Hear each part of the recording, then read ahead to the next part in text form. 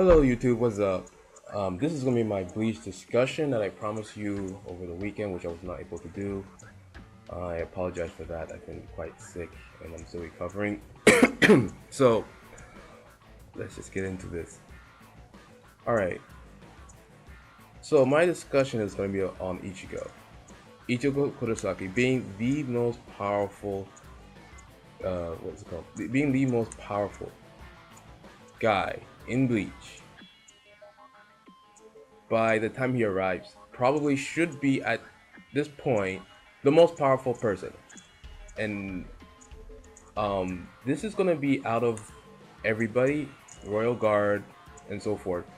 Now against Yuhabak, we cannot say for sure right now. We really can't say. But I'm going to say that Ichigo is going to be the most powerful character in Bleach, far more powerful than Dangai Ichigo version was, because of a set of factors which I'm going to go over right now. Alright, the first factor why Ichigo should be the most powerful character. When you look at Ichigo over the past couple of arcs, he did something absolutely remarkable. He was able to gain a Zanpakuto without the use of an Asuchi, and as such, he was able to learn Shikai, he was able to learn Bankai. Now, while he did all this, if you go back to the first arc, if you remember that Ichigo was meeting Zangetsu, or what he thought was Zangetsu, which was actually, Juhabak's spirit. Juhabak was able to teach him the Quincy in him was able to kind of mimic and send him all the information to learn Bankai, to learn Shikai and all those things. But if you remember what the guy said, the Quincy power within him, represented by Juhabak when he was a young person, he said that I reduce your power by 80%. Alright, so he's able to get all of his abilities, well, not all of them because we don't know the full extent of his abilities, but generally speaking, he learned to do all these things without an Asuchi. And remember that Numaya says that Zanpakuto with an Asuchi is more powerful than one without one, and Ichigo is the only one without one. So think everything Ichigo has been able to accomplish without a proper Zanpakuto. Without a proper Zanpakuto. Everything's been able to accomplish. In the Soul Society arc, when he went to face Byakuya for the first time on the Tower of Souls, or the Tower of Repentance, Shunsui, no, not Shunsui, Ukitake, when Ichigo was landing on that bridge, was saying, who is this person? I can sense that he is at captain level. So already, you go all the way back, that far back in Bleach, you find that Ichigo was at captain level where he had already, before he even learned Bankai, he was already at, his spiritual pressure was already at captain level. So that's something to consider. So consider all the advances Ichigo has made, right? Beating Espada level people, captain level people, beating even well, I won't say Dongai Aizen, but transformation Aizen level with not a proper Zanpakuto. Now he has one. So how, if his sword is going to be far stronger now than it was back then, how is he going to fare against, the Quincy's? Or against anybody else for that matter? He's going to be way more powerful. Alright, now that's one aspect of it, is his Zanpakuto. He has a real Asuchi now. He should be way stronger than we've ever seen him. We should see his Zanpakuto perform much better than we have seen it perform before. Alright, the other aspect about Ichigo I want to discuss is that Ichigo's power has actually been severely held back. And here's where it's been held back. Alright, let's go back to Juhabak, or the Quincy power within him, represented by Juha Bok's younger Visage, right? We are told that he was holding back Ichigo's power by as much as 80%. Okay, I believe it's 80%. If I'm wrong, do correct me. But I'm quite confident he said it was 80% being reduced. The Quincy power within him was reducing his potential by 80%, his Shinigami power 80%. And he was saying that the guy was saying that if Ichigo had actually become a real or true Shinigami, he would have killed him. So think about that for a minute. Defeating all those people, his powers are reduced by 80%. Now, with that in mind, remember the combat pass, the Fullbring arc. Now, I know people did not like the Fullbring arc. They said it was useless, it was redundant, because Ichigo could have gotten back his powers through the means which he did, which was, they stabbed him through the heart with a Zanbakuto with all the powers of the Gote 13, or the most important members anyway. And his father, and Urahara, and so forth. But that arc actually has a lot of information in it. Remember the combat pass? Remember Kuchi was telling him that, oh, you, as a substitute Shinigami, were being monitored by the Soul Society. The combat pass monitors you. Not only does it monitor you, it sends that information back to the Soul Society, plus it reduces your capability by 80%. So Ichigo was being further reduced by 80% by the combat pass. Now let's keep this in mind. His original Shinigami level powers was reduced by 80%. And of the power he had left, the combat pass further reduced his ability by 80%. So, when you think of Ichigo's potential on a scale from 1 to 10, right? This is to put it in perspective. 1 to 10. His original Shinigami powers are being reduced by 80%. So, 2. Right? Now, of the 2, your ability is reduced by 80%. So, from the 2, we go down to what? Going to 1 is just 50%, right?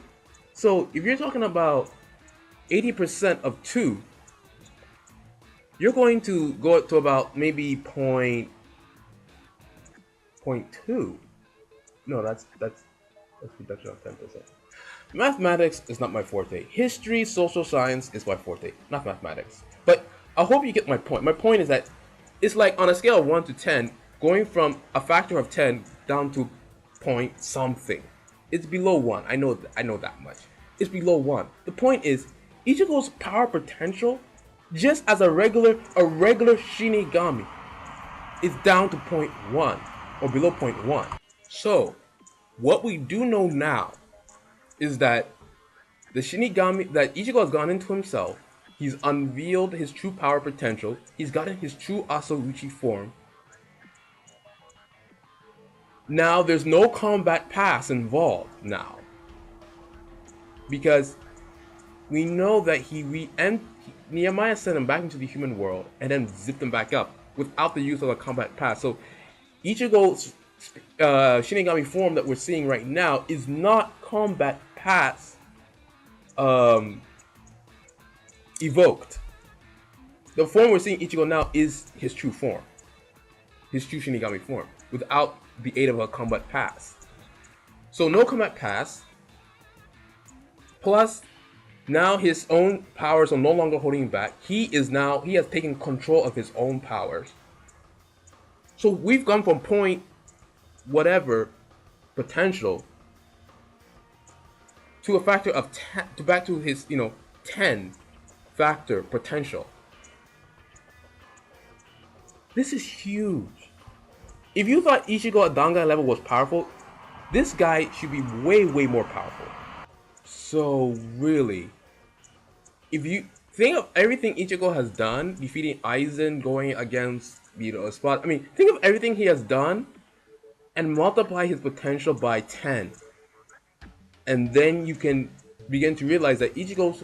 That's why, Shunsui, when he went back and talked to his friends, is like, look, Ichigo's gonna be so powerful, we can't allow him to even walk in the real world.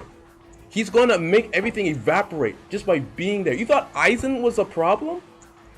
Ichigo is going to be so powerful that he'll probably wipe out Katakura Town just by breathing on it.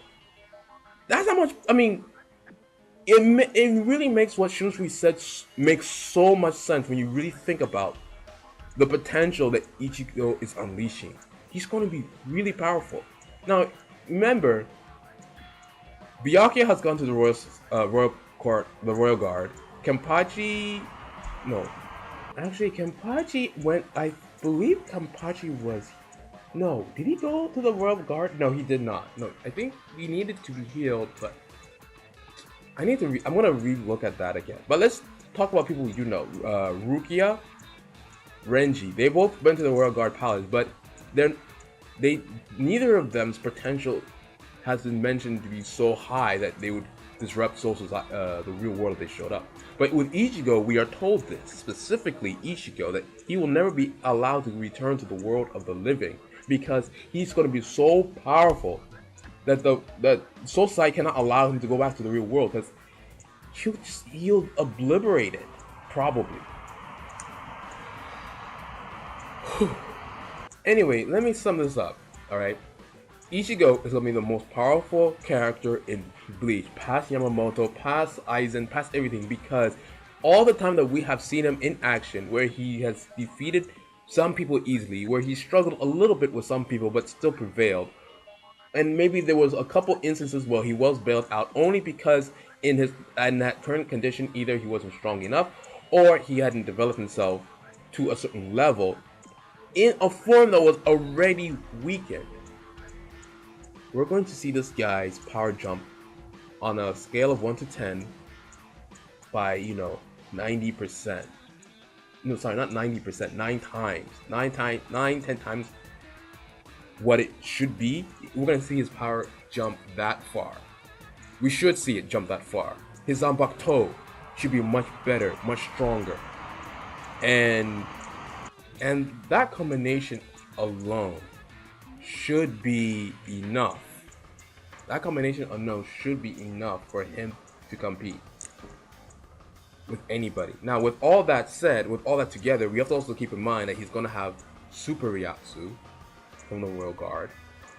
He's going to also, besides the fact that now he has learned about his Zanbakuto, he's going to go to get the true name of his Zanbakuto. So, we're going to see more than just Getsuga Tensho when he comes back. I promise you that we will see more than Getsuga Tensho. We will see. I'm going to even bet that will not even be the name of his first attack. I bet it will be anything but Getsuga Tensho. I'm that confident. We're going to see something new from this guy.